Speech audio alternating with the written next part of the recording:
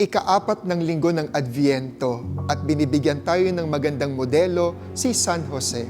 Si San Jose, matuwid, madasalin, mapagmahal. Saan natin makikita ang pagiging matuwid ni San Jose? Alam natin na si Jose ay betrothed to Mary at dahil dito pinagkasundo na sila upang maging isang pamilya mag-asawa. Pero hindi pa naibabahay ni Jose si Maria. Dumating ang balita na nagdadalang tao si Jose. Alam niya na hindi ito sa kanya sapagkat wala pang nangyayari sa kanila. Pero dito mo makikita ang pagiging matuwid ni San Jose sapagkat kung sa iba iyan, inihabla na si Maria. Isinaldak at inihabla sa pangangaliwa sapagkat siya'y buntis, nagdadalang tao. At ang kaparusahan nito ay kamatayan, pagbabato hanggang mamatay.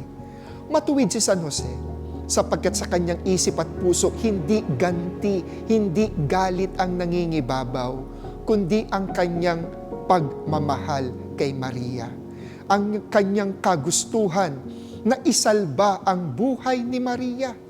At kung mayroon na itong ibang iniibig o ibang kasintahan, yung pagsulat ng diborsyo ay paraan upang siya ay lumaya at piliin ni Mariang mabuhay kasama ang kanyang nobyo na marahil hindi pa alam ni Jose kaya akala niya may iba na si Maria. Nakita natin dito, pagmamahal ang nangibabaw, hindi galit, hindi paghihiganti. Napakatuwid ni San Jose. Si San Jose madasalin. At dito nakita natin na nanaginip si San Jose. At napanaginipan niya na ang anghel ay dumating sa kanya at nagsaad ng katotohanan paukol sa pagbubuntis ni Maria. Sabi ni Gabriel, ito'y dahil sa Espiritu Santo, kung kaya't huwag siyang matakot na tanggapin si Maria at ang ipinagbubuntis nitong anak. Na naginip, pero nung nagising, tinupad ang sinabi sa panaginip.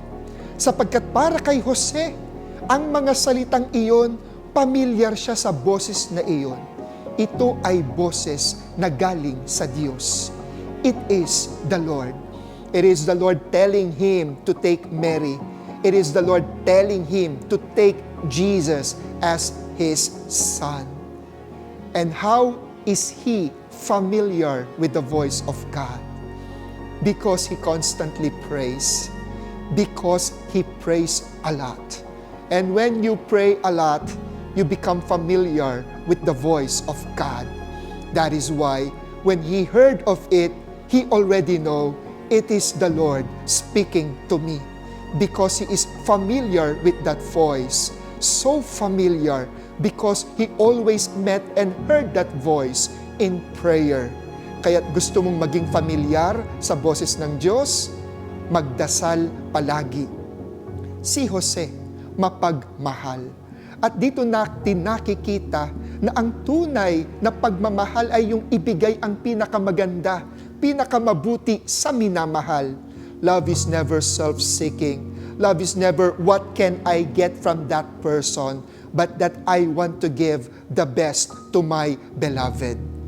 And if you see here, even the Bible will testify, there's not much that was said about Saint Joseph because that's what Saint Joseph is. He is okay at the background because what is most important is his beloved, Jesus and Mary.